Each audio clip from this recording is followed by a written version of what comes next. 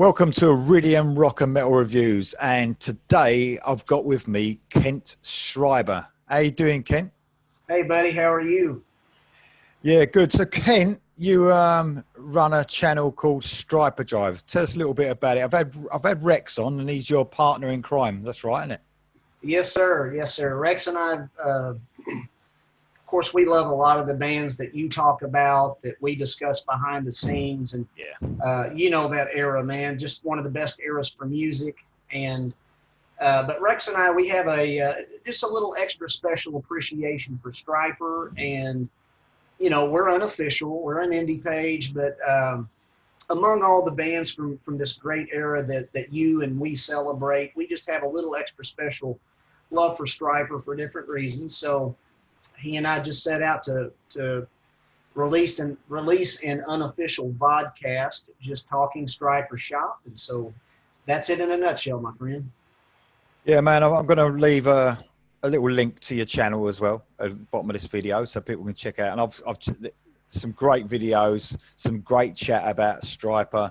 I love the Even the Devil Believes review stroke reaction. That was pretty cool. So if anyone wants to check that out, I'll leave a link to your channel below. Now, just to touch, obviously, it's been a couple of days now. We lost, for me, the best guitarist in the world, Eddie Van Halen. Now, me and Kent sort of messaged a couple of times, and I know it hit you hard, didn't it, Kent? You got any words to say about the master himself? It did hit me hard, as I'm sure it hit all of us who love basically something that Eddie had a huge hand in starting. Yeah. During the late 80s and the late 70s and through the 80s. He was just, all I know to say, Lee, is that he was an icon. He was very much revered in my heart. His playing was one of a kind. As you say, I revere him as the best guitarist that I can think of, among some other really great guitarists. But he really changed the way that instrument was played. And I know that he influenced so many of the bands that you and I appreciate. And yes, I'm, as you and I messaged, and some other friends of ours, we were heartbroken, naturally. And so, but the master of guitar, Eddie Van Halen, he left us some great music. And I know that whenever we listen to his wonderful catalog that he left with his bandmates for us, he'll always be cherished in our hearts. So, Lovely words, mate. Absolutely lovely words. I'm absolutely gutted, still am. But so getting on to the episode itself, now we're talking about Ratt, and they are another band, aren't they? That have, I mean, even the tone of their guitars, you can really hear the Van Halen influences. Some of the riffs, without a doubt, they're big, massively influenced. You can hear it through the music. yeah. Yes, Warren DeMartini, of course, and the late Robin Crosby. They both, like so many artists of that era, took a few lessons from the school of Mr. Van Halen, and you can hear it in the playing style. You can see it when they're doing the hammer-ons and all that. And yes, definitely wonderful students. In this case, Warren DeMartini and the late Robin Crosby, wonderful students, and from the master teacher right there, Eddie Van Halen. And that's another way that Eddie's music lives on, is through this vast array of bands, Lee, that he has influenced. And as you just stated, we can even hear it in another band that we like called Ratt. Definitely, mate. Ratt itself, now I must seem like a stuck record, because I'm always saying this band are a massive part of my life. And there are so many bands that were, but Ratt really are. I mean, their early albums really struck a chord with me. And it's strange, because I go on about vocalists in particular in rock. They're so important. And Stephen Pearcy, well, I think that's how you pronounce his name, is different. It's so different as a vocalist, especially in the 80s, because them 80s vocalists were all about, weren't they, how high, how high you could sing. And Oh, yes. But Let's, Stephen Pearcy had a completely different style, didn't he? Or still has, obviously. yes, he most certainly did. And that was, excuse me, buddy, that was one of the things that really attracted me to Rats. And, you know, if I may, this is the very first album ever that I owned. The very first album that I purchased back in, let's see, 1984. I was 13 at the time. I think you might have 1 year on me, buddy. And, I have, yeah. so I was 13 and in middle school at the time. And the two things that attracted me about Ratt was, you know, number one, it was the guitar playing. Combination of, you know, Robin and Warren. And they also had those dual leads going on. Like if you think in Round and Round, they had those dual lead passages and stuff, which was really nice. But the other quality, just like you, see, I'm kind of a vocalist guy myself as far as honing in. Stephen Pearcy had one-of-a-kind vocals and kind of a scratchy quality in a good way. Yeah. Nobody else sounded like Stephen Pearcy, and that's a great mark. Another aspect about Stephen that I'll say is, you know, buddy, when you and I were growing up, when music was great, back when I had my mullet before age hit me, you know, the visual aspect was also important. Oh, yeah. There wasn't this mass social media and stuff. And so when you purchased an album, the album art played a very big, important role as well. And so you not only had the front, but you also had the back cover. Oh, yeah. And there is Mr. Pearcy right there. Yeah. And so my point is, at that time, brother, nobody else looked like Stephen Pearcy. He wore that headband under his hair, and he always had that one eye that was hidden. And around his other eye, he always used eyeliner to make some kind of a little design. And if you remember, he always had the loose cut, torn and tattered T-shirts with one of the sleeves that was cut off hanging over the shoulder. Yeah. And at that time, I thought nobody else looked like him. And so Ratt was a very audibly distinct band and visually distinct, I thought. Without a doubt, mate. Without a doubt. Yeah, they really did. They really did play a special part in a few years for me. Some great albums, absolutely great albums. And I'm sure when we go through our top 10, we're going to talk about those albums as well in general, obviously. So top 10 songs then, mate. So I've got a few, I reckon, that might surprise you. I'm not sure. They may do. There's a few obvious ones, I think, looking at it, you know, but I think there'll be a few shocks for you. I don't know about you. I'm going to give you a confession here, buddy, before we we're locked and loaded, but before we fire off the rounds. Am I a Ratt fan? Certainly. I am a Ratt fan. Ratt, this is in no order, but I kind of had a big five back in the 80s. Ratt, Cinderella, Dokken, Europe, and Stryper. They were kind of my big five immediate go-to bands. In retrospect, in prepping for this, Lee, I've kind of found out, I didn't really realize it, but there are three main Ratt albums that have really stuck with me through the test of time. And there's a couple that kind of diminished. And part of that reason, if I may say, and I'll just be honest, I mean, hopefully people can appreciate honesty. I do own all the Ratt albums except for one, which is incidentally 1999's eponymous release, Ratt, which was released in 99. But on August 21st, 1990, that's when Detonator was released.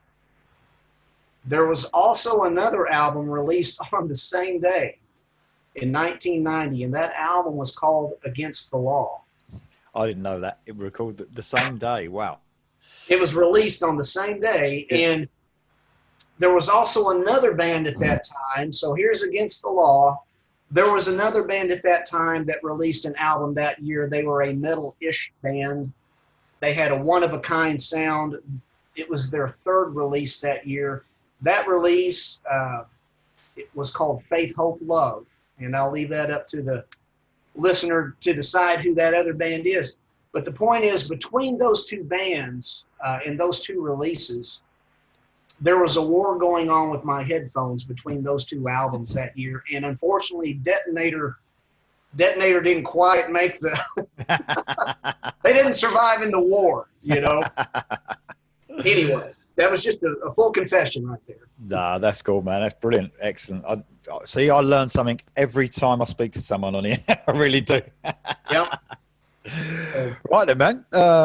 Let's go. From 10 to 1. You're right. First, then we'll swap. There you go, then, Yes, mate. sir. Number 10 is Best of Me from 2010's Infestation. I thought that, like I mentioned, I had lost track of Ratt back in the 90s. 1990s Detonation just didn't make the sound wars going on with my other bands. I lost track of them in the 90s because back then, there were so many different members cycling through that band. I mean, if you remember John Karabi, even from Motley Crue and the Scream, he was a member for a while and stuff. And when 2010's Infestation came out, I remember hearing the 2 singles from that, and I subsequently purchased the album. I thought that Best of Me, it really captured the as best as possible the original vibe of Ratt. Just the good time. The party was back at least for one album then. And I want to give kudos to Carlos Cavazo. I thought, you remember from Quiet Riot, I thought that he, you know, instead of not instead, but in the stead of Robin Crosby, I thought Carlos did a very nice job of fitting in and contributing, and so kudos to him. And I thought Best of Me was a great song, capturing as best as possible the original vibe of Ratt. Yeah, I mean, it really did. It was obviously a lot better than what came after Detonator, you know. But the only thing I thought with that album, and I don't want to give my list away or anything, I just thought maybe the hooks weren't there as much as the early stuff. But you're definitely right. Everyone was on top-notch form. Stephen Pearce's voice was it seemed exactly how it was. Everyone was really great on the album, but it was a really brilliant comeback. Not sure if we're going to see another album to tell you the truth or anything like that. I don't know. Right, okay. My number 10, it's an album we spoke about quite a little already. It actually comes off of Detonate. So it's the Shame. So I was a really big fan of this album. Oh, nice. See, I haven't got the albums. I've got them in another way. I've got them all, you know, but no, I've got no albums. I've got no cassettes anymore. I've got nothing. But there you go. So this album for me, and this gets a lot of stick, this album, because it was Desmond Child producing the album. Yep. Very commercial.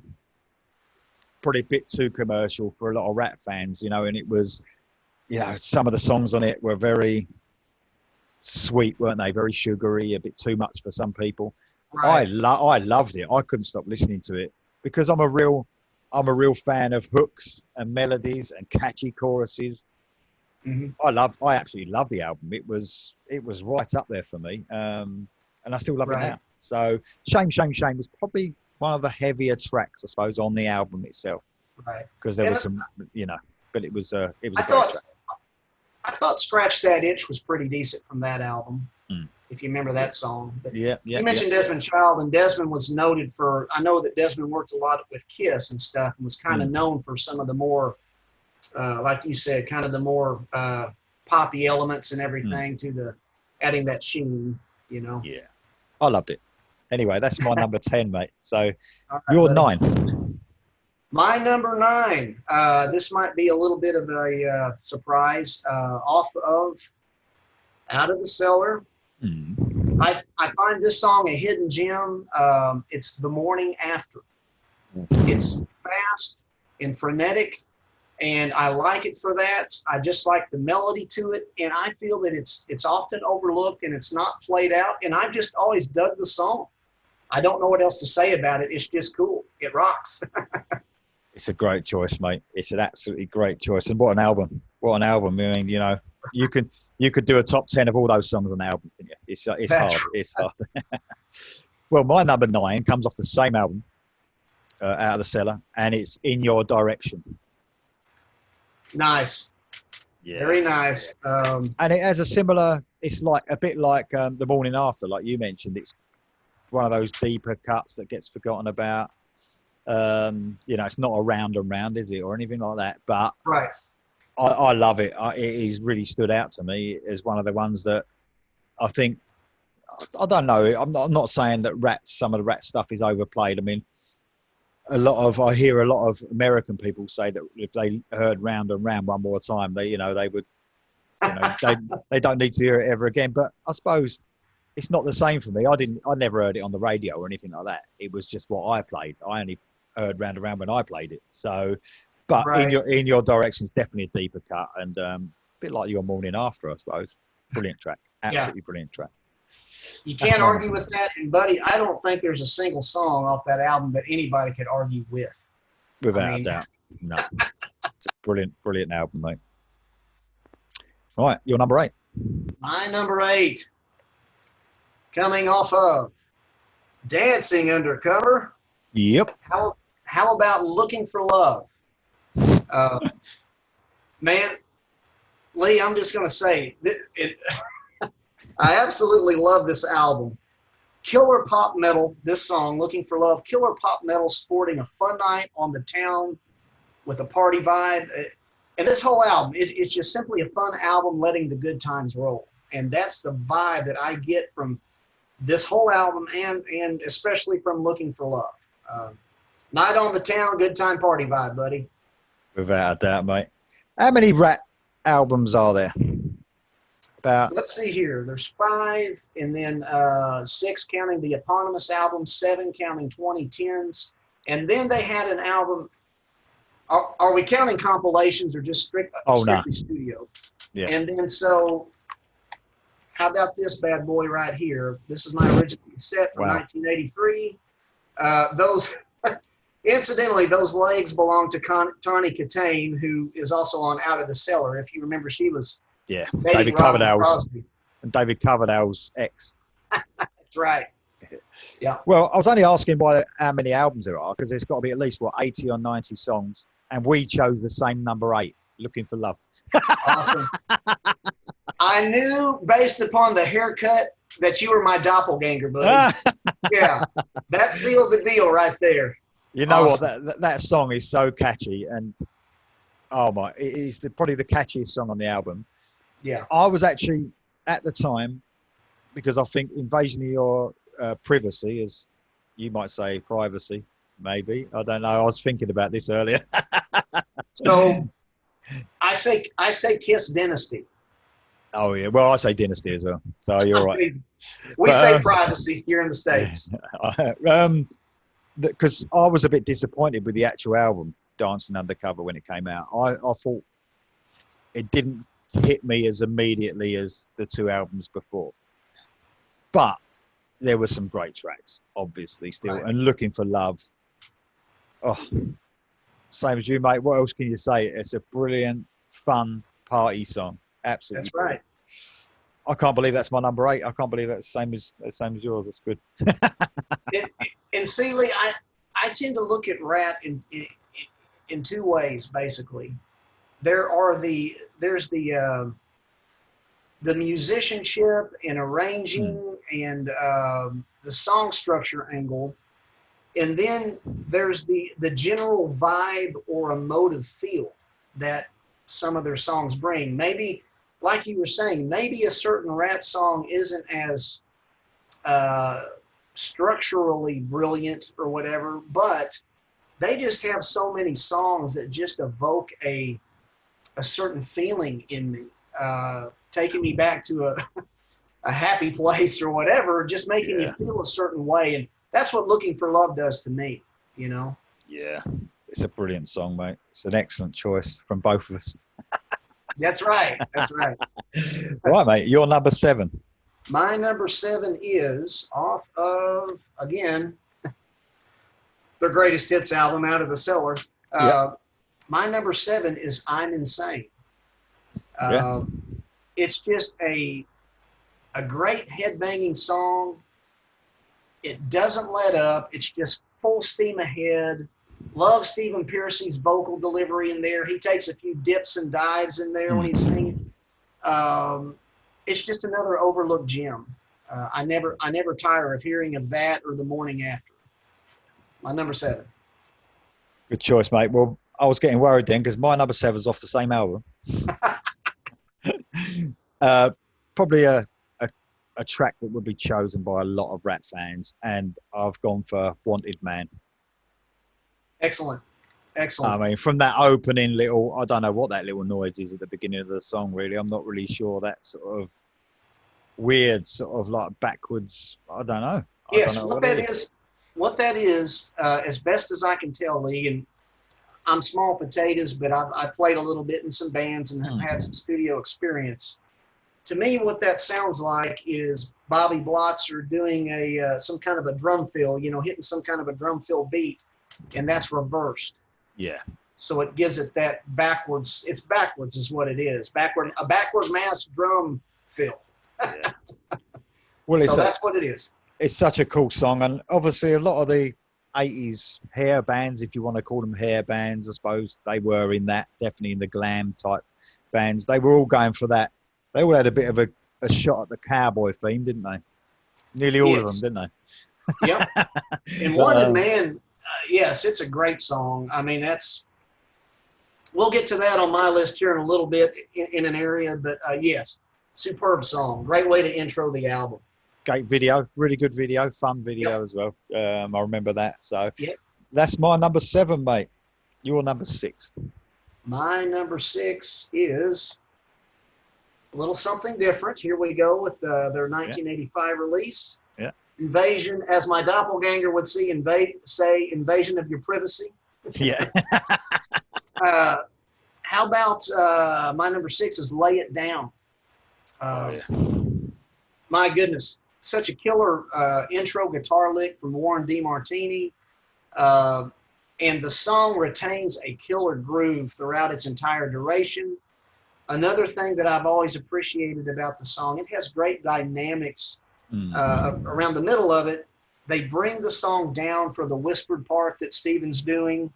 And then we have the solo build where Warren just unleashes, and just a tremendous song, man. Lay It Down. That intro lick is undeniable. Like we said earlier on, didn't we, about Van Halen influences, that riff. Oh, yep.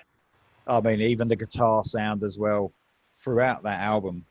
And like, I'm glad you mentioned the solo as well, because that was when solos were, I mean, you could just, they were a song on their own. There was like that melody in that solo. I can remember it. I'm just thinking of it now. It's just, they don't make solos like that anymore, do they? I know I sound old, but they just don't. They just don't. You're right, though, buddy. You're right. It's a brilliant song, mate. It's a brilliant song. Well, my number 6, I was getting worried again because it's off the same album. So my number 6, it's probably the closest, maybe, at the time, them to a ballad, and that's Closer to My Heart. Yep. And it was definitely the closest on that album to a ballad. It's a little bit, it's not acoustic, but there's like a clean guitar being played through it. Mm-hmm. And I just love it because it was a bit different.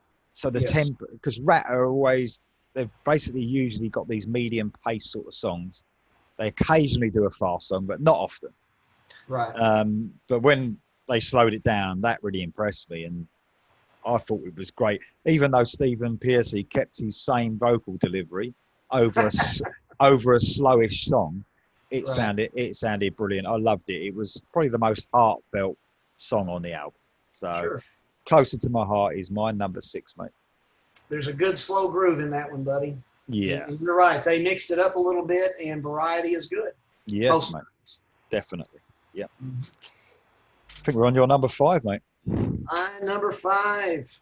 Let's see. Let me get it right here. My number 5, off of the same album. We're here. We're invading that poor lady's privacy right now. How about the leadoff track, "You're in Love"?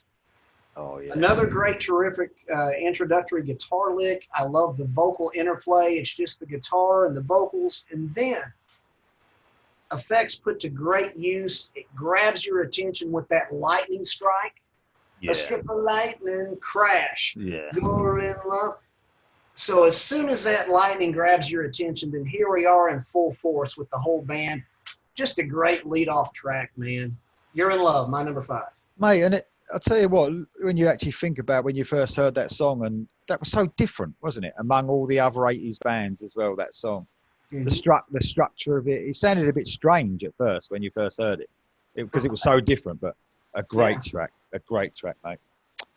Right, my number 5 comes off of Out of the Cellar. And this is another probably common track chosen. It was a single, could even be their biggest song, I'm not sure, and that's "Back for More." Yep. And again, it was that, I think I've chosen that because yet again, it's something a bit different for them. Yes. It sort of veered away a little bit from their rock and roll type vibe to something a little bit more mellower, I suppose. Mm-hmm. But a very popular song, obviously, with Ratt. I mean, I think Sure. they played it all the way through their career, I believe. I've seen some later versions of them playing it live. And incidentally, Lee, that song was also off of their EP. You probably can't read it on the cassette, but yes, that song in a different variation was first released in 1983 on their Ratt EP. Yeah. I mean, I used to have that album, but the production obviously was great, wasn't it, after that album? Mm-hmm. From Out of the Cellar onwards for quite a few albums. Bo Hill, wasn't it, producing? Yes. And it's crystal clear, wasn't it? Their production was just one of the. If you think about a lot of the bands in the 80s suffered from poor production, they had one of the best. They really did, you know. Yeah, beginning with I'm trying to see here. I don't remember. Okay, on the EP, it was produced by a person named Liam Sternberg, and then when we get to Out of the Cellar, that's when Bo Hill was on board. And Bo Hill, great producer. And incidentally, I don't know if you've ever caught it, but there's a lot of interviews with him speaking about the Ratt albums on YouTube. Very interesting stuff. He done a great job, an absolutely great. And they just needed that because of their guitar, the intricacy. He brought it right out. You could hear every little note, couldn't you? Absolutely brilliant. Right. Yep. Well, mate, you're number 4, I believe. All right, buddy. My number 4, going back to 1986, Dancing Undercover. Nice. How about Slip, Slip, Slip of the Lip? Yeah. I like the way you move your hips. Yeah. Buddy, that's just my wife and I. She liked a little bit of Ratt back in her time, and sometimes we'll sing that back and forth to each other. Buddy, that's just a killer pop metal groove. Instantly memorable chorus. I probably sang that, as I mentioned, that chorus more than any other Ratt song, and it just had it being pop metal, there's just this, and I think it's the way Steven delivered it vocally, and of course 99% of their material, it's like you're singing to a woman. It's got like this sassy little sway to it, and I just dig it, man. Just killer pop metal. Oh man, they're definitely like one of the sleaziest bands, wasn't they? They was definite sleaze, wasn't they? That was brilliant. Right, mate, my number 4, I'm going back to Detonator again. It's probably surprising for a lot of Ratt fans, but probably one of the more rocking tracks on it. Can't Wait on Love. Can't Wait on Love. Whoops, from Detonator. About dropped the disc here. I love this song. A real rocking, that the way it goes over that. The verses are probably my favourite bit of it. The riffing over the verses. I just think it's a great song. you know, and like I said, it was one of the standout albums for me. It's probably, when you're talking best Rat albums, it could actually be my third best album from Rat. And that's probably surprising to a lot of Rat fans, but well, you can tell by my top 10 list, that's two already. So Right. Right. yeah, a great song. One of the more, like I said, rocking songs, but loved it. Absolutely loved that song. That's my number 4, mate. Yeah, I'm kind of like you. You can see where my favorite my favorites lie. I've kind of, and I didn't realize this, Lee, until we were planning on doing this. I'm like, well, that song again. That's from this album. Man, here's another one from this album, and I hate to say it, and I need to go back and really give this. This has been spinning in my vehicle recently since you and I had discussed doing this, because except for Shame, Shame, Shame and Scratch That Itch, I have a hard time remembering how a lot of these tunes went, because, as I mentioned, there were two other bands at the time, Stryper with their release, ironically the same day, and the other band was King's X. Those bands just took my attention away at that time from everything else. So I really need to go back and give this album some more attention now that we're light years away from 1990. It's easily the most commercial album they did. But, I think that's probably what the problem is with a lot of Rat fans. It was too commercial, but I don't know. Like I said, I'm a sucker for a hook and a melody. Sure. So there you go. Oh, mate. I think it's your number 3. Yeah, I think it's your number 3, mate. All right. So going back to Invasion, man, I love this song. How about You Should Know By Now? Oh, yeah. And I love it. My opinion of that, Lee, is number one, it's an excellent fast-paced rhythm rocker. Great vocal delivery. I can still hear it like I heard it for the first time the other day. Steven comes in, my blood is thicker than water. I mean, just a burn in your mind line. And I love the throwback guitar solo that's toward the intro. The throwback is it has kind of that old-timey rock and roll feel. Yeah. And I also love, I think there's some really great dynamics in the song. In the middle with the chorus, there's the breakdown with the hand claps. And yes, there's a lot of cowbell in there, and I'm a sucker for good cowbell. All of that made it instantly memorable. Yeah. And if you don't mind me saying just a couple other things about this song, because I love it so much. In the vocals, when Beau Hill produced this, there's this ethereal type of resonance in the vocals. They match the lyrics. I'll have my friends forever. We'll walk the sands of time. And that line was always burned in my mind as well. And it's a wonderful and heartfelt sentiment, especially kind of right now with the passing of one of the greats that we so admire. But that line right there, I was 14 at the time in 85. That line, I'll have my friends forever, we'll walk the sands of time.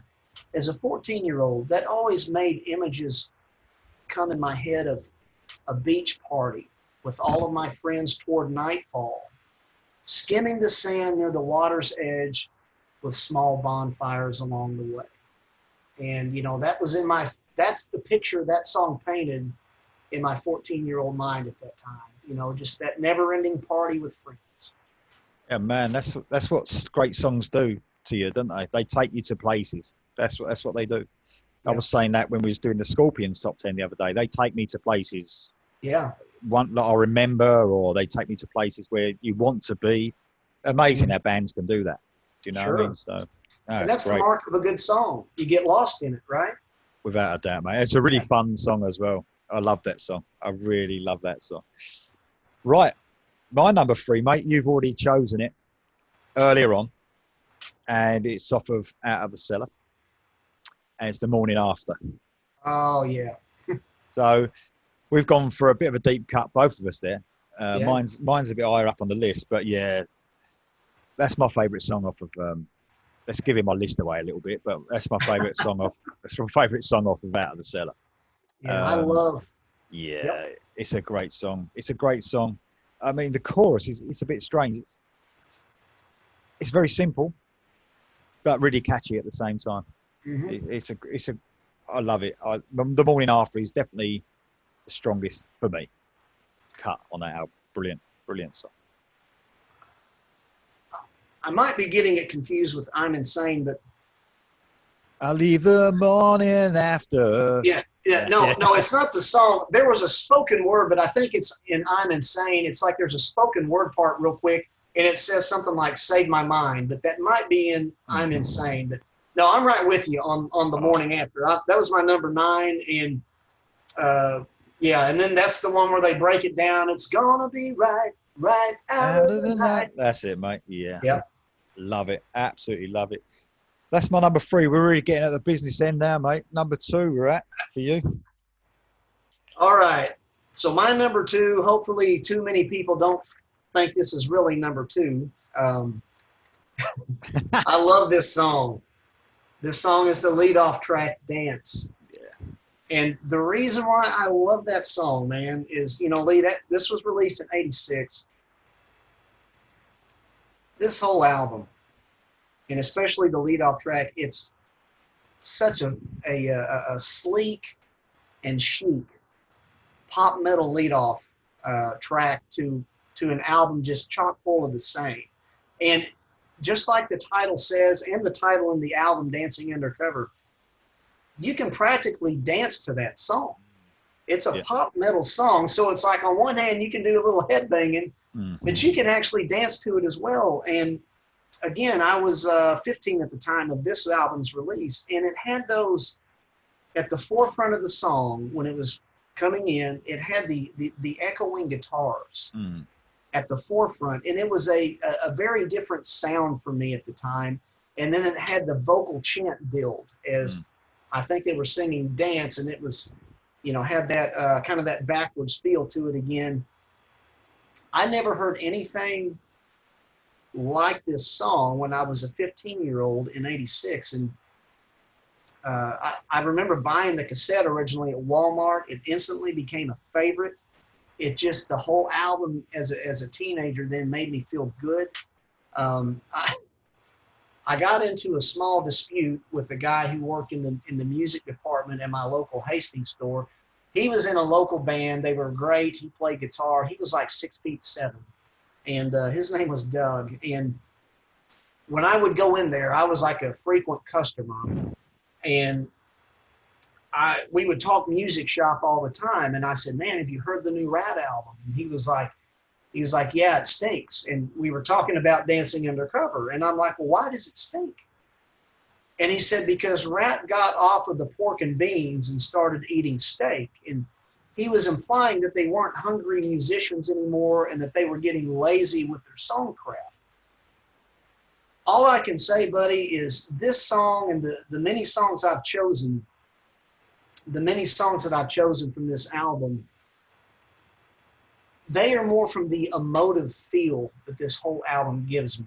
Yeah. And it just is what it is. I feel great when I listen to this album. And another aspect I love about Dancing Undercover, I love the way they've done the songs where every song, they instantly bleed into one another. One of them ends and you can't even breathe and the other begins. No respite. Yeah. That's right, buddy. So I'll tell you what I love about that one and all is that I think that's on that one.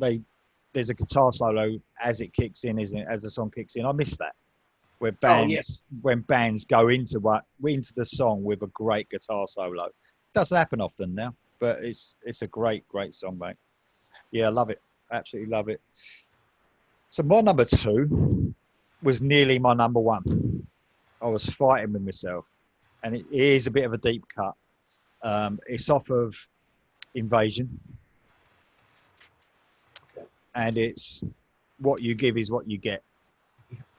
Oh, just love it. It's that, you've probably been listening to my channel. I'm a bit of a medium paced. I love a medium paced song, and that's got a real sort of cool groove to it.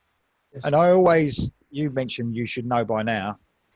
them two songs I think are together on the album, and I always love that part of the album. You should know by now, and what you give is what you get. I think those two songs together are perfect, like two deep cuts together, and I just love the guitar work in What You Give Is What You Get. It's just it feels as fresh today when it comes on as it did back then. Absolutely love it. Love that. And the album itself, I remember buying the album. You know, with sometimes, not with all your albums, you can remember when you actually picked it up. I remember when I picked that actual LP up way back when I was 15.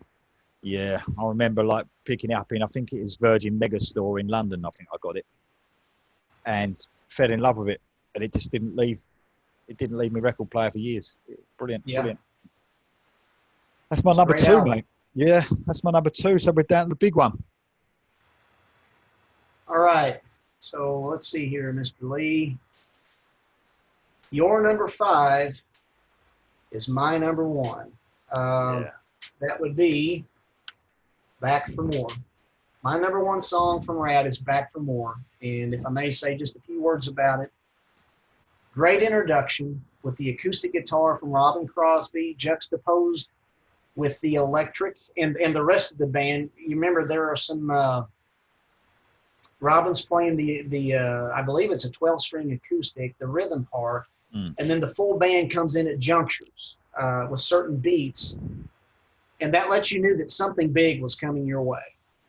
And then there's this awesome groove that slides into the main rhythm of the song, and then a wonderful curveball from Bobby Blotzer, because when they start singing the verse, you turn them away, you tell him your mind. He's not playing the 4/4. You know, you turn him away. He's not playing that. No. He's playing the offbeat. Turn him away. Yeah. You tell him your mind. And that gives it a groove. In Juan Crucier, his bass is propelling that. So they're playing the offbeat, the rhythm section, and it gives it such a swing. And that's why it's my number 1. It has such a wonderful song arrangement. I think that was one of the things that, for me, that Ratt at later stages suffered from doing something a bit different, like that was like within that album, it stood out, didn't it? Because it had something different. I think later on with the later Ratt albums, what's the one after Dancing Undercover? Reach for the Sky, isn't it? Yep, Reach for the Sky. Came out in '88. Yeah, so I think they were suffering at that point from doing something that stood out. The whole album sounded a bit similar to me. Right. And I think that's when I left Ratt, probably at that stage. Like, you know, you left it for a little while. I think at that stage I was like, you know, I don't know, they're not giving me anything new anymore, you know, but that's a brilliant number 1, by the way. And thank you. Well, my number 1 you've had on your list, and it's Lay It Down. Oh, yeah. Yeah, I mean, you've said all there is to say about it. I just love that riff is probably my favourite Ratt riff, or one of my favourite riffs ever. That's the sort of riff, you know, that could easily go at the front of my channel. You know, you can imagine it as the intro, that excellent riff, and then coming in with those sort of weird sort of drums that sort of didn't fit, but it did. I don't know, it's a bit strange, but what a riff. What an absolute riff. Brilliant. I just can't get enough of the song. It's real energy in it, you know, and it was something because of the pace of it and because of the structure of the song. Again, it was a bit of a different one for Ratt. They gave something different. Lay It Down to me, Lee. I was trying to think of a comparison, and it's got the killer lick that we're talking about at the intro, but that song, that killer groove, it's like it's kind of like a slow, steady gallop. Yeah. And another example in a faster gallop would be, of course, you can pick any number of great Iron Maiden songs, but I mean, Steve Harris is the master at that gallop. But you know, I was also thinking the song "All for One" by Stryper has that gallop, and that's what "Lay It Down." But a slower gallop. Slower. Yeah, definitely. It's slower, but it's got that wonderful gallop, that groove, and that's what makes it aside from that killer intro lick, that gallop is what really makes it for me too. Definitely. So great Well, mate, number one, buddy. yeah, cheers, mate. Oh, there's some great songs all of through both lists. Absolutely brilliant. We had a few the same, didn't we? We did have a few the same. Mm-hmm. So nah, I love it. I love hearing. I love doing your list, waiting for what you was going to do. It's probably the most exciting bit for me. No, it's great, mate. It's great. It's good to see the other views on what everyone thinks, and anyone I can't wait to hear the comments below because there's a lot of Ratt fans, obviously, hopefully watch the channel. I'm sure there are. So to see their comments and their lists below would be great. So, right, mate, we're just you want to speed through some honourable mentions. I don't know how many you got. I've got 5 or 6, I think. Okay, buddy. I've got. I have 5 in a roundabout way. So, no particular order here. Just some songs that I love. Just didn't quite make the list. Got Me on the Line from Invasion of Your Privacy. Love it. Yeah. I love the way the phone rings in that song and he goes, hello. Yeah, it's great. And it shoots straight into it, doesn't it? It's yes. Drum beat and then bang, it's right in there, isn't it? Brilliant song. Yeah. Do you just want me to go through all my honorable mentions? Yeah, man. Go on, yeah. Okay. So there was Got Me on the Line. There was the Body Talk, which was a faster pace for Rats and a different feel to it. Definitely. So Body Talk I thought was good. Eat Me Up Alive from Infestation from 2010 I thought was had a lot of energy to it. Yeah. So Reach for the Sky, excuse me, what am I saying? Way Cool Jr. off of Reach for the Sky. It was a standout cut from this album. And I think this whole album had a little bit of a bluesier feel, but like you said, Lee, for some reason, and I did like Way Cool Jr. I Want a Woman was pretty cool. I just felt like the steam was starting to go with this album. Yeah. For whatever reason. A lot of filler. I think there's a lot of filler on that album, mate. It seemed to be a lot of filler on that album for sure. Yeah. My last my last honorable mention is the remaining entirety of Out of the Cellar. Including Wanted Man and Round and Round. So. Brilliant. None of us chose Round and Round, did we really, on our top 10? But is that because you've heard it too much? Or is there another reason Round and Round didn't actually make your list? I mean, when I make these lists up, I try to stop thinking, is it because I've heard it too much? Because if you didn't, would it be in my top 10? But sometimes you can't help it. Sometimes you do hear tracks too much. It's like Don't Stop Believing. I've done The Journey. Don't Stop Believing. I felt it. I love that song. Or I did. It was one that, when I was younger, I just couldn't stop playing it. But now I can't. It comes on and I'm like, oh, still great. But, I've thought about that and that question because, Rex and I always tune into your channel and you've mentioned you've seen a couple of our episodes and Rex and I, we always try to be careful when we're assessing something, not to let a personal bias of, sentimentality from younger years. We try not to let that bias our opinions about something. I don't know if it's because I've heard Round and Round. That's always been their main single that they play. I've heard other Ratt singles, but honestly, Lee, I just never thought it's a great song, but I never thought that was one of the best pieces of material. I mean, man, I could get into Scene of the Crime from Out of the Cellar. I mean, I think it's phenomenal. Yeah. I'm trying to think of what else, man. Back for More, She Wants Money. In Your Direction, there is not a bad cut off of this album. You're in Trouble. I just never thought that Round and Round was especially maybe one of the standout tracks from the album. Man, they talking about what was the one you mentioned then? It was on the end of the album, Out of the Cellar. Scene of the Crime? They finished off in the early days with some great tracks, didn't they? Dangerous but Worth the Risk. Yes. Oh, what a song that! Top Secret, wasn't it, on one of them as well? Yeah, let's see here. It's Top Secret. That's off of that was off of this one. Yeah, great tracks they used to finish on as well. Well, not many bands do that. Sometimes the last tracks are the throwaway songs, aren't they? But they did some great songs on the end of the album. All right, mate. Listen, I think 4 out of 5 of my honourable mentions were on your list. Okay. So, You're in Love, that's one of them. Between the Eyes was another. Yep. Dance was one. Yep. Best of Me off of Infestation. Mm-hmm. And the last one was probably the ballad, the proper ballad, I suppose, that they did off of Detonator. It's Giving Yourself Away. Right. You know, I know that's also taken a lot of stick, that song, because I think Stephen Pierce, he changes his voice in the verses. Like, it's not his usual little raspy voice. He tries to sing a bit differently, but it's a real catchy song. I can't help what I love, man. That's it. Yeah, I just love it. But it didn't quite make my 10, but some great tracks from both of us there, mate. Even the honourable mentions. They had a great catalogue. They really did.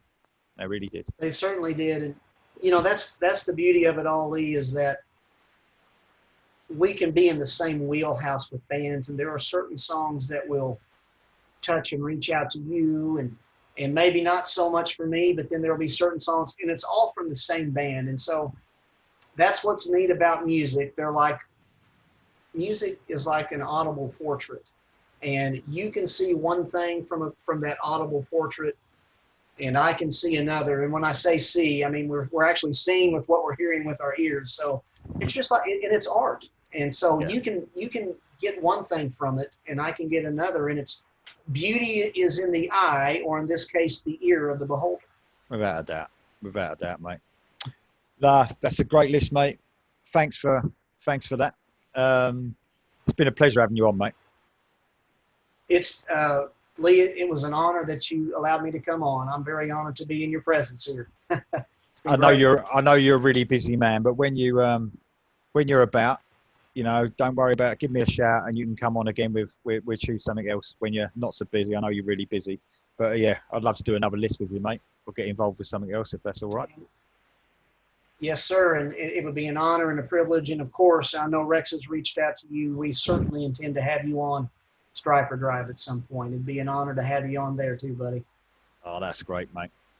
Right, thanks for listening, everyone. Please put your comments below and tell us what you thought of mine and Kent's list. Do you agree with it? Not agree with it? Do you agree with some of it? I don't know, but let us know your favourite Ratt songs, and I'll see you next time.